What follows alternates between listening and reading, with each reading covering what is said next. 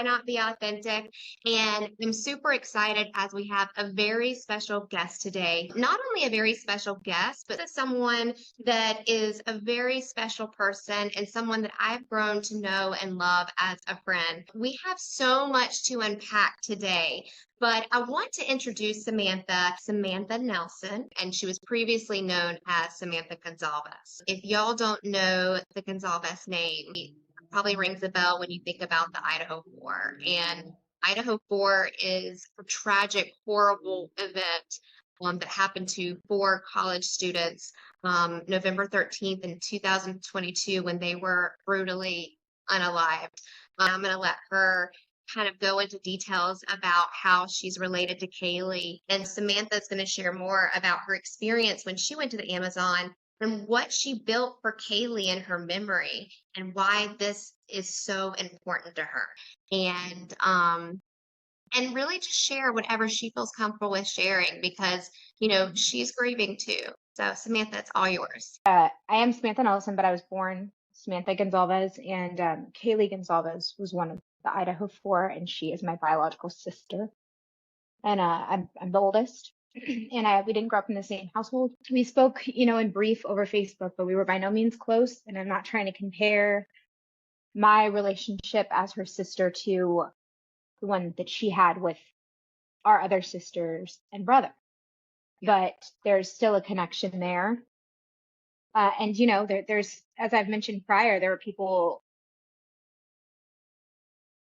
grieving everywhere, all over the entire world. And, so I'm no exception to that whatsoever. And then I had, the survival guilt from being older than she is. And she had everything going for her. Every opportunity that you'd want for your daughter, for your sister, or for your friend, she had those all at her fingertips. She had every opportunity in the world to really thrive and make a difference. And I feel strongly and passionately that she's done that as it is. I know there's never a really graceful way to go about it. And I always feel a little bit like, I'm all about cultivating vulnerability. I say that pretty frequently, but I do feel vulnerable sometimes and a little exposed because it's such a sensitive topic. And then I feel like I often put myself kind of in the front, like the line of fire, I guess, when I talk about my relationship with the Idaho 4, because, I've been known as like the estranged child and things of that nature amongst, it's just a very opinionated party. And for some reason, there's a division where people feel that they need to be on my side or the Goncalves side of the events and the situation at hand, which is really has never been my intention and will never be my intention. I've never gone into specific details about my lineage, but I just want to make it abundantly clear that Steve is he's not a monster. He got my mother pregnant when she was 15, had me at 16. They were very, very young. They're sophomores. So I just want to start off by saying I by no means feel that Steve Goncalves, that my father is like some monster of a person at all. I don't agree with everything that he does, but I want to make it abundantly clear that he got my mom pregnant when she was 15 and she had me at 16. So when I spoke to him and we were pen pals while I was growing up, he basically explained to me that he just wasn't ready. And, men have that opportunity to kind of walk away. And I feel that he did what he had to. I can't speak for him. Yeah. In my opinion, I think that he's redeemed himself with being such a great dad to Kaylee and my other siblings. Yeah. And we had a different kind of relationship. And that's kind of one of the harder things about it is that he and I spoke the majority of my life, but it was all through like emails, and I only met him a few times. Yeah. And I haven't seen him since I was very young. So it was kind of, after this happened, it was kind of like I had to grieve them both. Because you lost, so he never communicated to you after this tragic event happened. No, he made it pretty clear that he wasn't going to go public about me, which is okay. And they, their argument is that it's not about me, and you know what, it's not. But for example, if anybody can relate out there to being like the estranged child, that's kind of painful already. There's the rejection, there's the abandonment wound, there's the survival's guilt for me. There's a multidimensional, very large spectrum of emotions that I run through. And there's external influences that I either respond or react to. And that one specifically felt like a lot of denial and rejection because it was on such a large scale being put in the media. It's one thing to kind of not to feel like you weren't chosen in the first place, but then to have it, like in the interviews when they list the siblings, it hurt me. Listed. I'm sure it did. And it felt like I couldn't get the closure that I needed, that I still strive for, not being able to go to the celebration of life, not being able to go to these events, having it be deemed as inappropriate, as if I'm some kind of contagion or I've done something wrong. Now, Sam, why do you feel that you can't go to these events, these public events for Kaylee? I don't think I would be allowed to. I don't think Christy would probably even let me step foot. I mean, that's a total assumption, but it's a reasonable assumption. And Christy is Kaylee's mom, right? Your dad's wife. Yes. Who I sympathize with to the highest degree. I cannot say that enough. I cannot imagine, and I hope I never have to. Yes. Yeah. And I've reached out to her my whole life, really. Never been receptive to that at all. And so I eventually stopped trying.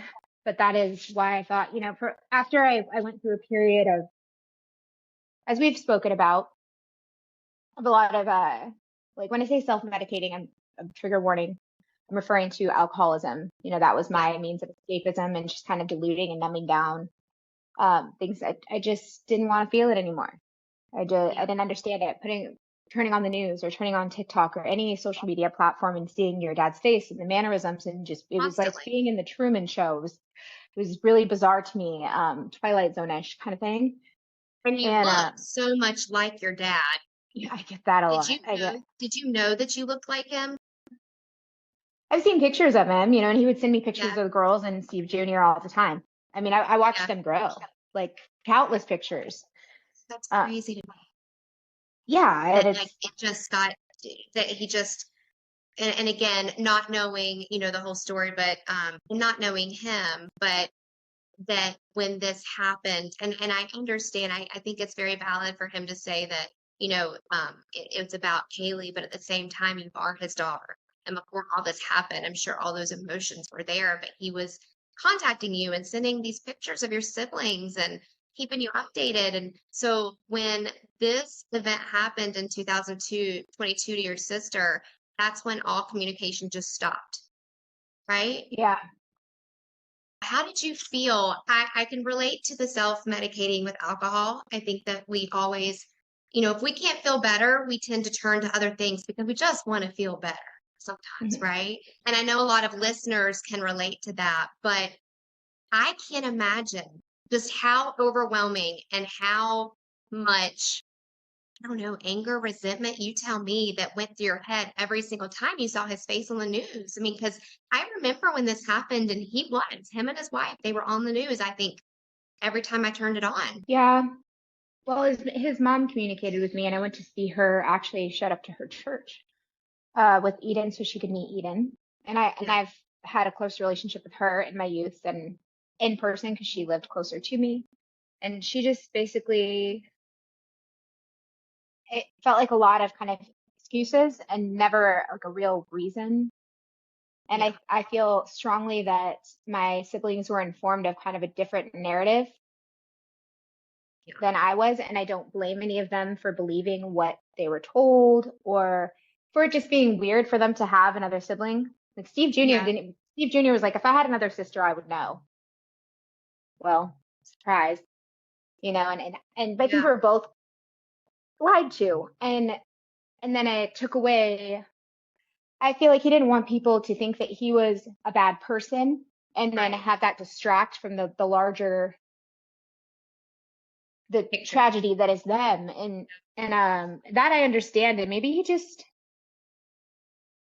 sometimes I just wonder if he just wished, like, he just wished it would have been me, or I don't know. Like again, I can't speak for him, and that's the most frustrating part because I will probably never have those answers. Right. Uh, but that's why I really contemplated, I've been in recovery a long time. Just what can I do to try to transmute this into something that is not positive, but that would have longevity, I guess. Yeah. And that's when Kaylee's trees came to mind. You and Kaylee spoke, right? Y'all started communicating before she passed. Yeah, we talked on Facebook. So I kind of want to paint the picture because I know I see people's comments out there. Again, Samantha and I are really close. We met each other almost a year ago, and we follow each other on TikTok and stuff. And I see these horrible comments, and I just want to make it clear, like you and Kaylee knew about each other, and that's kind of Yeah, and I how, can send you our conversations and stuff. yeah. I'll send you. And that's how Kaylee's trees came about, right? So tell us Mhm. more. And this is something we really want to focus on, guys, the Amazon. I don't know if you guys have been watching the news. I honestly didn't know about this until Samantha brought it to my attention. But there's thousands of fires that have been going on in the Amazon, and it spans over basically an area that's larger than the US. It's 9 different countries. And so Samantha is going to share more about her experience when she went to the Amazon and what she built for Kaylee in her memory and why this is so important to her. Well, I want to start off by saying I didn't just build it alone. It's actually thanks to the TikTok community that I had the opportunity. So I initially went to Peru because I wanted to just get away and reboot. And so I found a place. I've been there 3 times. That was my third time going there, called Los Cielos, and it's outside of Pucallpa, Peru. So I flew from Portland to Texas to Lima and then into Pucallpa, and you're in the Peruvian Amazon. And Los Cielos is an ayahuasca combo retreat center. It's a monkey sanctuary. They're on reforestation projects, and they work very intimately with the Shipibo tribe.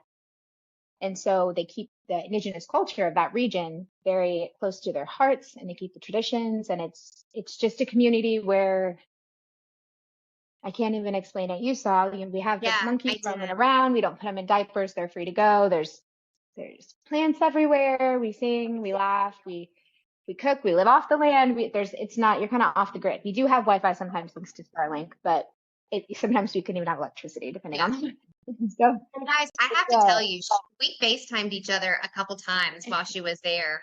And these monkeys and the bond that Sam had with these monkeys, and they were just beautiful, and the area was beautiful. yeah, I was there for 3 months, and while I was out there, so when they do reforestation, they typically plant banana trees and cacao plants and other types of plants that will raise the humidity in the Peruvian Amazon because it heals the biosphere. And that's preventative of forest fires because this has become a very common issue thanks to farming, to global warming, I mean, the list goes on. And so the idea was to try to do what we could to prevent forest fires.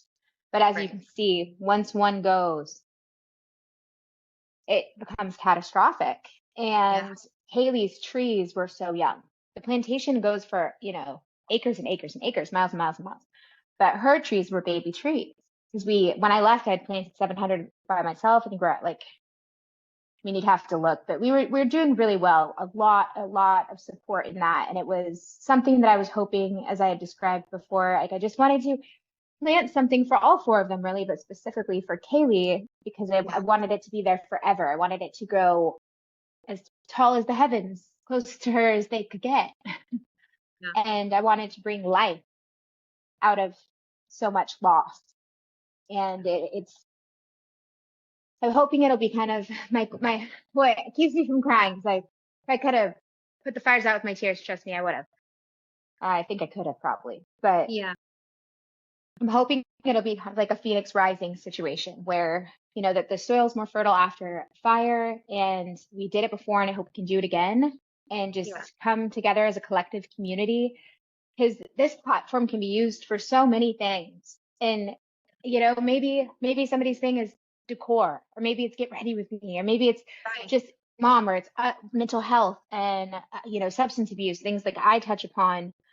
Um, or true crime. There's a huge true crime community, but I feel often it's used as a catalyst for what people feel passionate about in general, and that this is something that I feel very passionate about. I feel very passionate about animals and the Amazon, and I really, I didn't just do it for her. I was doing it for me too. And it was healing me. It felt like it gave me purpose. It felt, I had my sign and it said Kaylee's Trees. And I saw when we it. would It's talk on, beautiful. thank you. When we would talk on Facebook, she told me that she was like, oh, you've been in these places and we're talking about traveling. And I felt where she wanted to go, more importantly. And I just felt like I was taking her, with me, Yeah. and I felt less alone. And you just don't know why certain things happen. Yeah. And it's just makes you wonder how anybody could ever anyone could ever do this, have to endure something like that. And it almost builds like I don't want to say paranoia because I don't think that's the right word, but there was something about it that just made me start locking my door, kind of thing. Well, you it's know so close to you. These kind of things you watch documentaries on, or you see happen on the news, or you watch shows on, right? You never think it's going to happen to you or someone you love or your and I family. built up walls, like emotionally. Yeah. Like it wasn't just emotion of like, it's like it became, it really had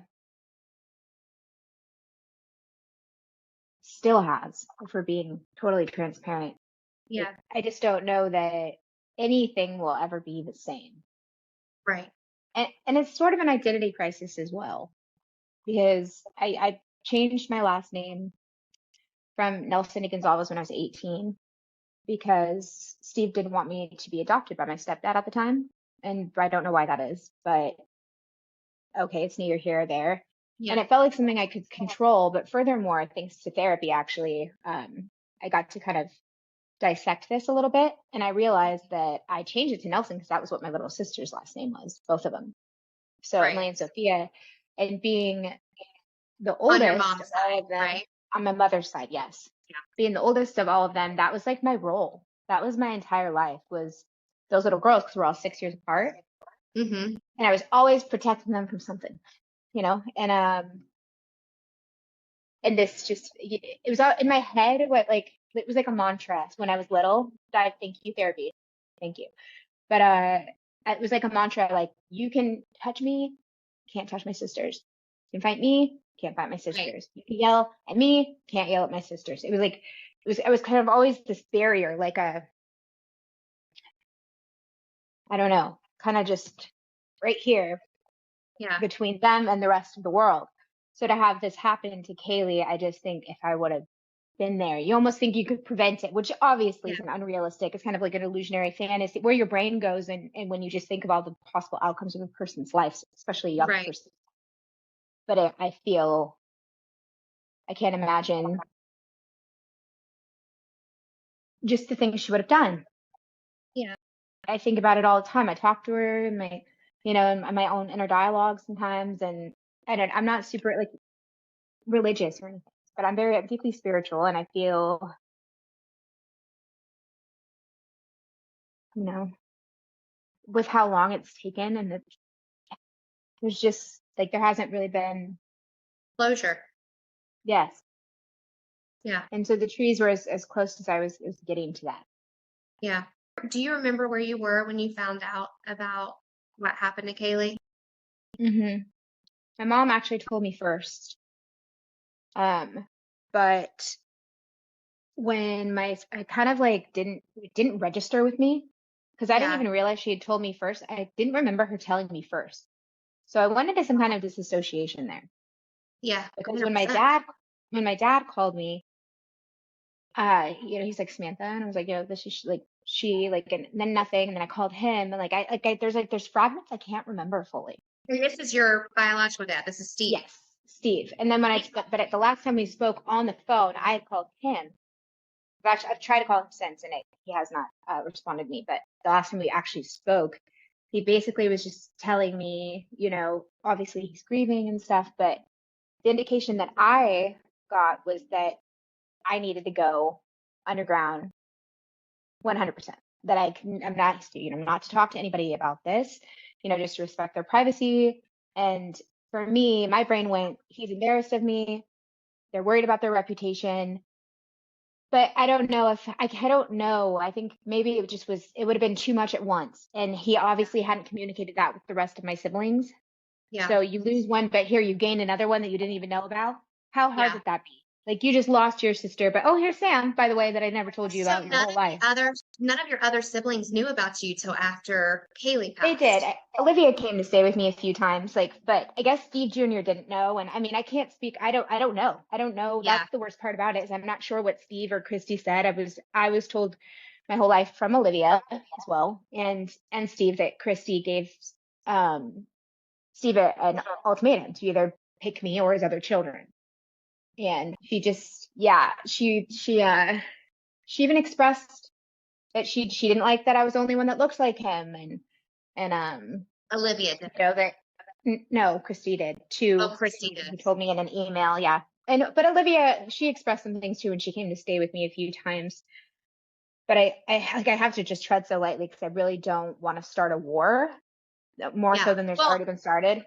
But there is no excuse for it.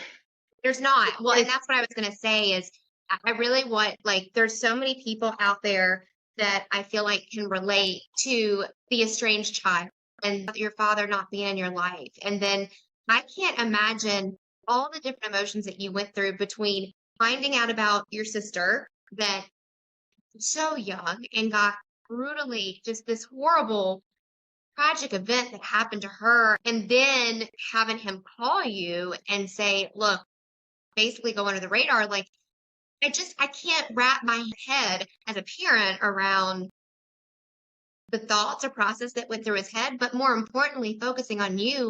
Tell us and the viewers, and I know this because you and I talked extensively. Like I said, Sam and I have become really close over, I guess, almost the past year. But what do you want to share with others that have gone through or are going through similar things? I mean, nothing outside of yourself makes you less or more, is what my friend Sylvie, who actually owns Los Cielos, says to me frequently, and it took me a while to really process what that means. I think forgiveness is important. You can't forgive until you're ready, but you said you can't forgive until you're ready. Yeah, but I feel that I forgive him, but I have to accept that I'm never going to get that apology. Yeah. And I didn't have a desire to be on the news anyways. I wasn't trying to get the clout and do all that. I felt like I didn't exist, and I wanted to be able, I thought could be used as a means to be closer, and instead it was a further division. Right. And that was just a lot, but not just to the people who can relate to my position. I think it's important to address parents. Like, if you're a parent and you have a child that you have potentially not seen, or maybe you're paying child support and that's enough for you, or maybe you're intimidated and you think you lost your chance, or that child's going to hate you or dislike you, or is blaming, their trauma on you, and you already have guilt, shame, remorse, or maybe you don't. But I do welcome you to, it's never too late. I mean, I'm 33. And if Steve were to knock on my door right now, I would open the door.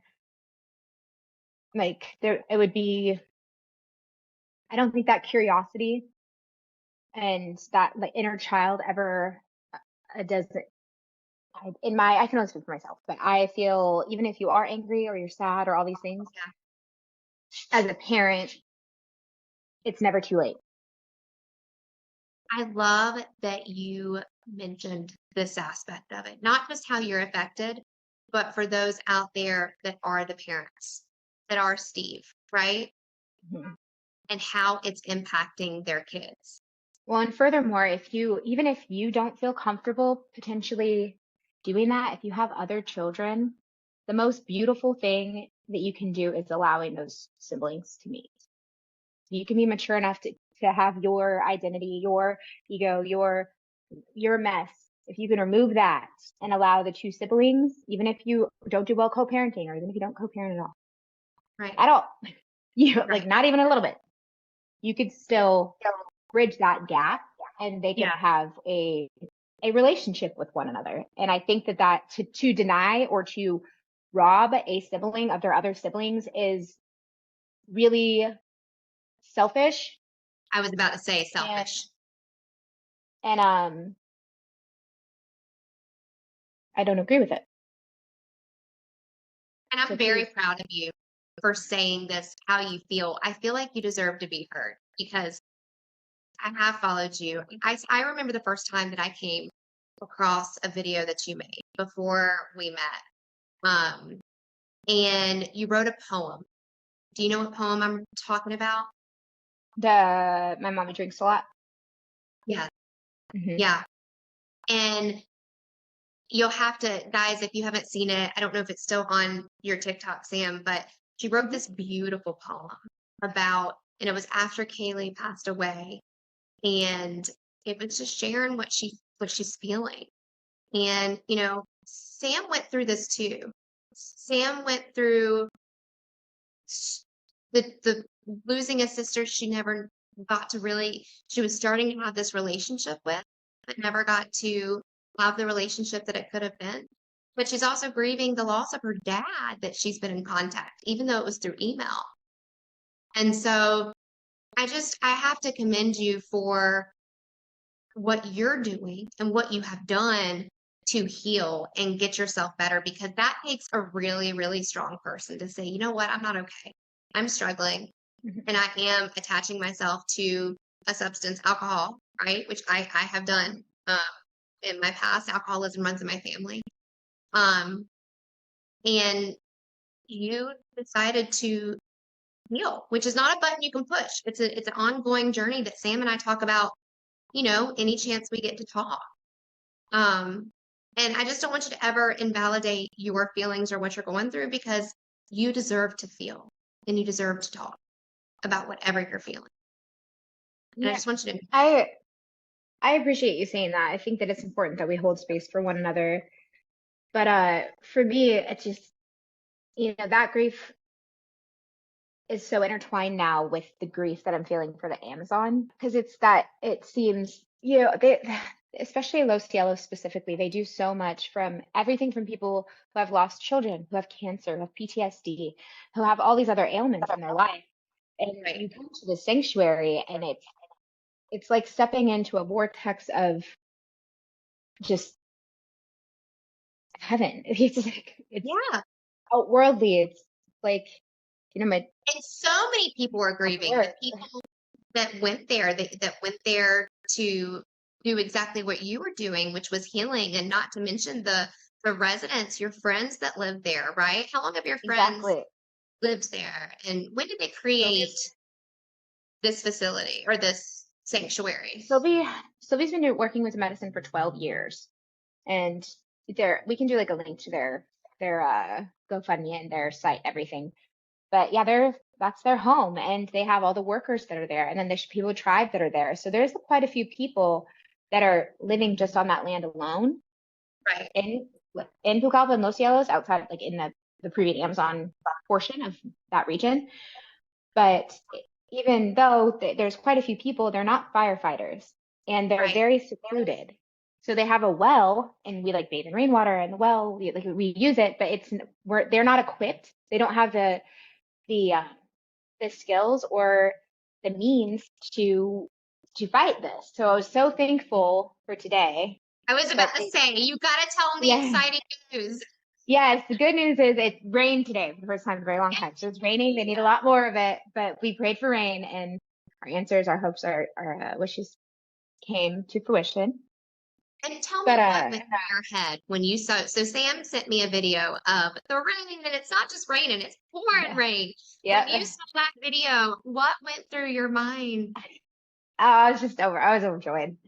I'm saying, like, ear to ear. It just makes me so happy because, you know, they have to start from the ground up. It wasn't just the plantation that got burnt down. I mean, it was up there to the Maloca, to all the casitas, and the roof of a casita is dried banana leaves. Nothing really. Oh my gosh! So it just blew. It just tore. Yeah, and all the animals are like, you know, correlating into like different areas and congregating. That's the word I'm looking for. They all are just rushing to get to a safe haven. And it's scary for everyone. They've lost everything. Every single tree that was there before, all of the trees around them, they're the ones they use for their food source. So this isn't just like, oh, I'm so sorry that's happening. This is a tragedy. It's an emergency situation. And I'm hoping that I can get out there as soon as possible to help them and start replanting. But even before we can start replanting, we have to make sure that we're taking care of the people that do the planting. Right. Because they're stuck. People can't get in or out right now. It reminds me of the Hawaii fires. You and I spoke about this earlier. So, I think it was last year when the Maui fire started. And I remember like the news touched base on it a little bit. But on TikTok, people that lived there were sharing like videos of what was really going on. And it was like there was so much the media wasn't covering and we didn't know about it. And it reminds me of the Amazon. I did not know the Amazon was on fire. I asked my husband, I said, "Did you know this?" He said, "Yeah, I think I saw it like pop up here or there, but I didn't know it was like that." And I'm like, this is why this came to fruition, guys. Sam and I, we have talked about doing a podcast, but this wasn't something we were going to do unless she was ready, because this is a very vulnerable place to be. And when this happened, it was like, you know what, for me, it was like, this is God's way of saying, all right, it's Sam, this is a way Sam can share her story and bring more awareness to what's going on in the Amazon, because I'm not seeing the media coverage that I feel like it should have. And to your point, it's not just the plants, the rainforest, and the animals was the first thing I asked her about, or the monkeys, but it's these families, it's these other human beings that are stuck. And so, Sam, what can our listeners do to help with this, to help the people of the Amazon?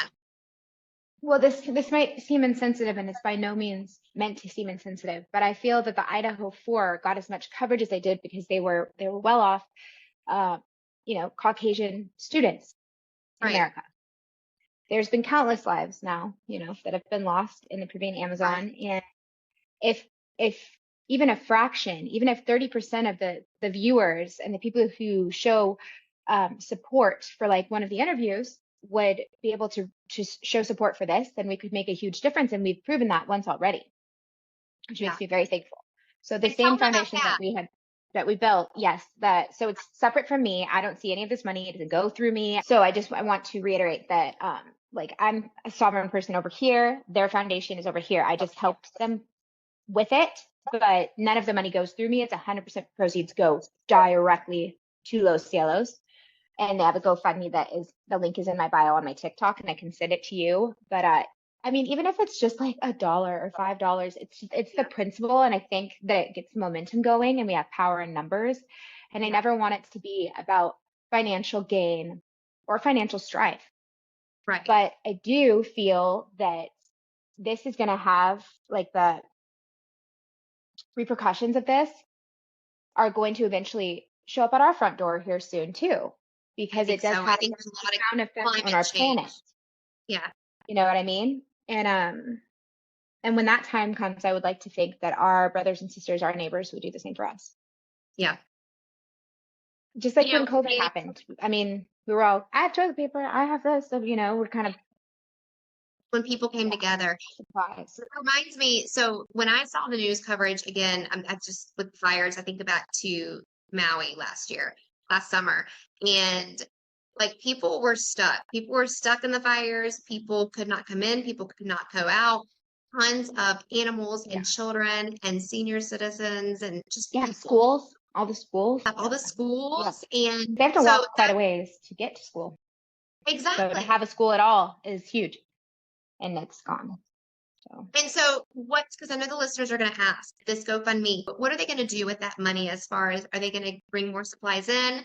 Do you know? They'll probably start with supplies and then instantly start replanting. Even you kind of just have to just get on it. But supplies right now are most important because they don't get to just go to the grocery store, and they live off the land. So their food supplies are probably really low right now. And think about when they get burnt or something like that out there, they typically plant medicine, and now those plants are gone, and they just need supplies of all sorts. Getting them there is going to be a bit of an issue, but I know that we would be giving them room for more opportunity to figure that out, and they'd know better than I how they'd go about that. And even if you can't, just keeping them in your thoughts and prayers or reaching out to them just to let them know. Sometimes that's all you need is somebody to say, like, I see you. I feel you, made aware that what you're going through is real in real time, and you'll feel less alone. Yeah. Yeah. And then I do plan to go out there, and I welcome anybody who is curious about the work that they do there and the medicines that they provide to check them out too, because it is a really beautiful place to visit.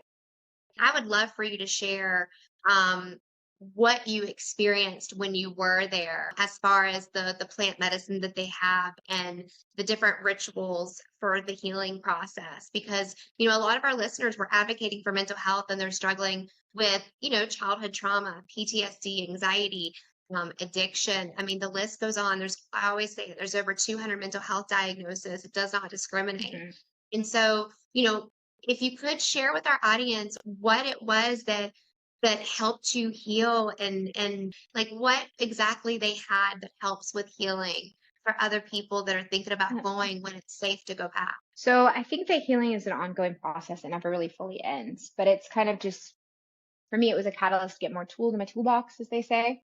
And so ayahuasca specifically, we could have a whole different thing about it, but it's the capi vine and the chacruna, and mixed together, that's the DMT compound of ayahuasca. So it's like it has psychedelic properties, but I don't even like to say that, because that would insinuate that you're hallucinating. This is used as a medicine. Like, it's not, I wouldn't say it's always a pleasant thing to do. It really works through your body on, like, at a molecular level, and brings, like, in a quantum exchange, to bring symmetry to the left and the right hemisphere of your brain. And they have ajo sacha, which is not, it's kind of like a garlic vine, which is great for, like, getting rid of old programming. And this is such an old culture that to describe it, I don't think I could, because it's so unique to the specific person that's taking it, to the individual and their ailments, what they need. But for me, it was almost like I felt like I was healing ancestral things, like things that I can't quite explain. It's like quantum physics, metaphysical. It's and a lot of just where I hold. Like, have you ever read The Body Keeps Score? Yeah. Yes, it's like where we hold it in our fascia, and like just a lot of body work and the discipline. You have to really respect the plants and the diet, and you're working, and it feels, for me, like what I gained from it was just knowing what community is. Yeah. I don't feel we have as much access here in the West to, we're not sitting there on television all the time. We're not on our phones. We're not like doing things, talking, having real conversations with one another, eating at the same table. And it's profound to be able to sit in a hammock, and that might be all you do for an hour. Yeah. Is just listen to your surroundings and to the birds, and to not wear shoes for 3 months. I love that, by the way. And I'm like, I'm a granola girly, and so I don't get like super hippie weird on you. But if it is something that you are open-minded about, it's and you don't have to go there for ayahuasca. They have combo frog medicine, and that is did you ever see the combo? I think you did. I did. I remember you sending me a picture of your eyes swollen. It's through the frog medicine. It's hard medicine. Yes, they so you burn the superficials. The shaman will burn the superficial layers of your skin, and then after you drink like a gallon of water, and then apply a neurotoxin from a frog. None of the frogs are harmed in the making of this at all. You put them on their belly, tickle them, and then they secrete the mucus. You let them go, and then they can tell the ones that they've already captured. They let them go. They're not farmed. You can have them right in your hand and be safe, unless you lick it, and you'll die instantly. But the neurotoxin your body has an allergic reaction to, and so you produce all these antibodies, and then you rapidly purge or cleanse your gallbladder and your kidneys. Mm-hmm. So you'll be like vomiting, or however you purge. You can have bowel movement, a lot of bile. So you're producing brand new bile, and it's tough work. It's not easy at all, but afterward, and you don't, it's not easy, but afterwards you feel a lot better, and it's very good for just flushing the body of toxins, which I had accumulated from abusing alcohol.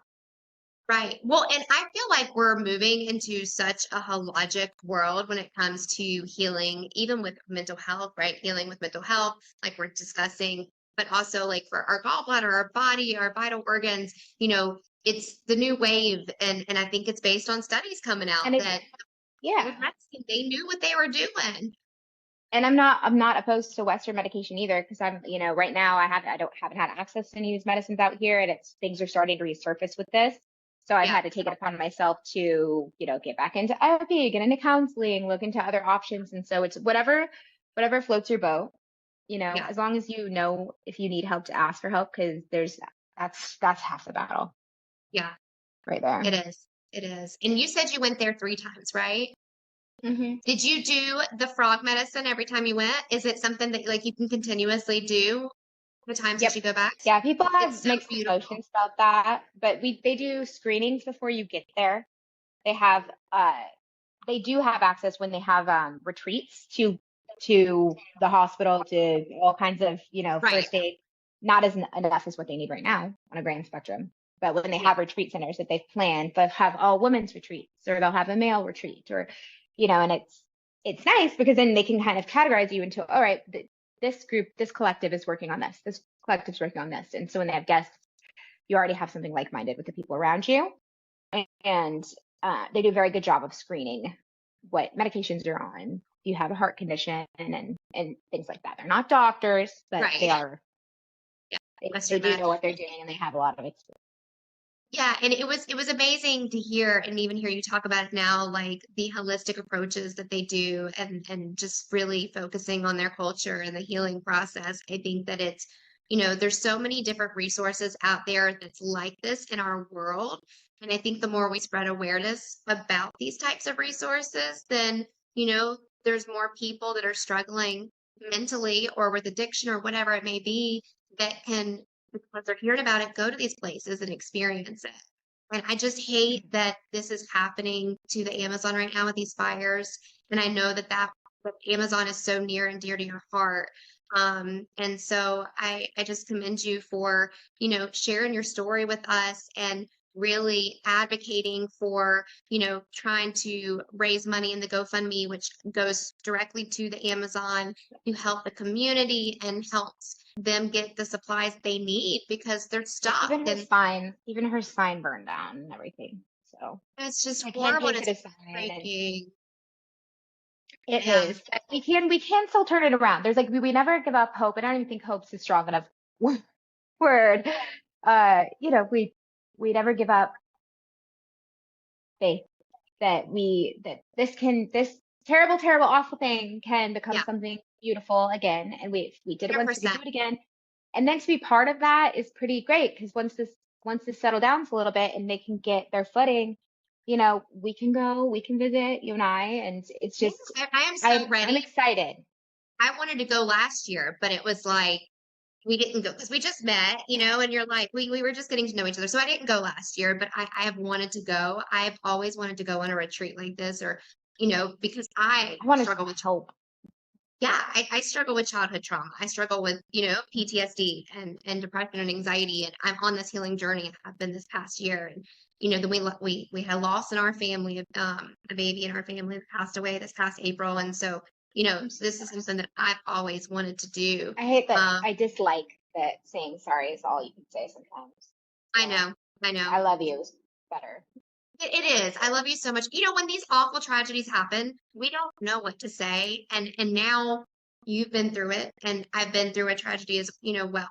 I feel like we all have at some extent, some more than others, but I think I've learned the best thing to do as we connect with each other. And I don't feel like it's trauma. I hate the word trauma bond. I feel like it's trauma I bonding. know. I feel like it's as long as we're being like productive and we're communicating and healing and talking about ways to get better, to me, that's not trauma bonding. That's helping each other heal and forming a community, which I think we need. Right. I was trying to explain, because some people go they're not doctor's route kind of thing. And I was like, okay, well, think about it like this. If you have broken your leg before, and or not even maybe that severe. Let's say you have sprained your ankle, was an example I used one time before. Um, you sprained your ankle, and then you're watching a soccer game for your friend, and they sprained their ankle, and they kind of know Like, and if you sprained yours, you'd be like, yep, you sprained your ankle. Right. Like you can recognize because you've been through that before. You know that feeling like, oh, this one time I sprained my ankle. This is what I did, Right. sort of thing. And so a lot of the time when you say that solution based, it's beneficial because I mean, we became friends and Yeah. to have like it rebuilds the trust and the security that you lose because of these events, because of these circumstances, because of this, that, or the other. And the blame game doesn't serve anyone. But Mm-mm. this is a means that you can start to gain that confidence in your chosen family or Yeah. your partner or your with your children, like whatever the case may Yeah. be. Yeah, whatever. Well, I feel like it makes you stronger. I feel like it, when you do it in a productive way, again, not, and I hate the word, again, trauma bond. I just hate that word. I feel I don't like the like you, word trigger and trauma. It's yes, overused a lot of it the time, is. like for real. It's But overused. It's overused. But I feel like the way so you and I have bonded, like we don't talk every day, but if one of us are going through a really hard time, like we have messaged each I other know, I'm like, randomly, hey, baby, get to you the know? phone. Like, I you mean, know? my daughter, when you, Oh, that was what so funny, girl. you, So like I was like in my little casita and it's pitch dark because my electricity was out. But I could still use my phone like a little bit here and there, and it like turned on, it lit up, and I was like, oh, that means the lights will probably turn on in about 10 minutes. And it was you. I saw your name, so I answer it, and it's a FaceTime, like, and I just hear this little voice, hello, hello, and I was like, hi. He's like, what is your mommy with you? And she just starts just chatting it up with me. And she's like, where are you? I was like, I'm in the jungle. And she's like, why are you in the jungle? And then I hear you in the background, like, who are you talking to? And she's like, some jungle lady. Like, woman there's in a the lady in the jungle. jungle. I was cracking up, just crying, laughing. Oh my I was God, like, it was that's awesome. Yeah, it's yes. pretty Oh my funny. gosh, I love it.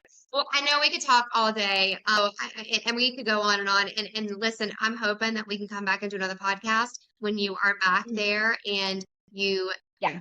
are And then I can show replanting. you guys Cube Box and Michaela, and we can do this. We can do this together again, power in numbers. And thank you. I know that I don't always articulate things and I'm not always communicating, and the way that I want to convey something might not come out as clear as I would like it to, but there's no manual for this stuff.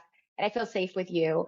And I appreciate you giving me the opportunity. You are just an amazing person. You really are. You do so much for so many people. And I just want to take a minute to like give you thanks and Aw, that let the means a people lot. know if Like you it don't really know, and I does. know you are, you're incredible, and I'm thankful for you, and I hope that you know that you are very special. Oh, but you are too. Honestly, I feel like you don't instantly bond with people like you and I We just have. like click. Yeah, Hmm. like you just, you know what I mean? Like you maybe force it to happen with some people because you want, whatever it may be, your kids, parents, whatever. But like for you and I, we just clicked, and you are a genuinely, your soul is so beautiful. Like your poem, really, that's the first thing that drew me to you. And I was like, oh, like my heart goes out to her, and I love her already, and I just want to hold her and hug her and make everything better because.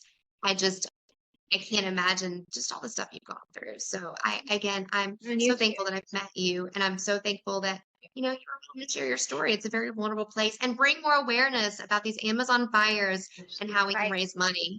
Yeah. So, Okay. is there anything that you want, last words or anything that you want to leave? And it could be about anything that we talked about, this evening that may help other people. I always share my favorite quote by Eckhart, and it's not to insinuate that you need to believe in reincarnation. You believe in whatever you want to believe in. That's sacred and not special to you, but it's that what I tell myself almost every day is that death is not the opposite of life, it is the opposite of birth. And I do feel that grief, we know, comes in stages, but they don't always come in order. Yeah. So give yourself some grace. You might be angry one day, you might be in denial the next. It might be an acceptance of what you thought you were accepting, and then that might switch on you, and that doesn't mean there's anything wrong with you. It doesn't mean that you're Yeah. doing anything wrong. You're not abnormal, you're not crazy. Or any of the words that we imply Hate with, those words. Yeah. mentally ill or damaged goods is the worst one. I do not like that one at all. You're human and you're having a human experience, and this is a hive mind consciousness. This is a collective. And when we can come together and really allow that, have an allowance for it, it's not a Yeah. contagion. You're not going to catch somebody else's grief. That's a connection, not a contagion. You can, Right. that's the difference, having that empathy and being able to, if you bond that way, it doesn't mean you're trauma bonding. It's just No. holding space and saying, oh, I know how that feels. Yeah. It's recognition. It's acknowledgement of another human being. And I thank you for allowing me to do that today. Of course, of course. And I just want to say before we leave today that I know that Kaylee is looking over you and is very proud of you for and thankful for the Kaylee's trees, but also very proud of you for healing yourself, taking care of yourself. And it's one day at a time. And you're doing an amazing job. And remember that. Thank you. You're All right, welcome. girlie. And thank you guys for joining again. If you want to donate to the Amazon, Samantha Nelson is her full name on TikTok. That's her TikTok handle. The GoFundMe for the Amazon, which is going strictly to the Amazon for the needs of the people in the community. Go to her TikTok page, give her a follow, and that's how you can donate. So thank you for spreading awareness to that as well. And until next time, guys, I hope you have an amazing day. Thank you for joining. Bye.